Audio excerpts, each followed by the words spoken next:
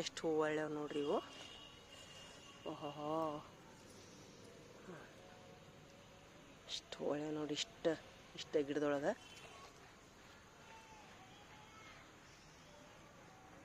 ಇಷ್ಟು ಬಿಸಿಲು ಹತ್ತಿದ್ರೆ ಸಾಕ್ರಿ ಹೂ ಜಗ್ಗಳತಾವು ನೋಡ್ರಿದ. ನೋಡೋದಕ್ಕೆ ಖುಷಿ ಆಗತ್ತೆ. ಸ್ವಲ್ಪ ಕೇರ್ ಮಾಡಿದ್ರು ಗಿಡ ನಮಗೆ ತುಂಬ ಕೊಡ್ತಾವ್ರಿ.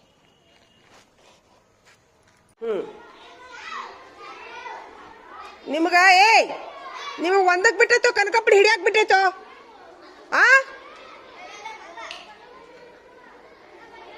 ಒಂದಕ್ಕೆ ಹೋಗಪ್ಪ ಅಂತಂದ್ರೆ ಕನಕಪುಡಿ ಹಿಡಿತೀರಾ ನೀವು?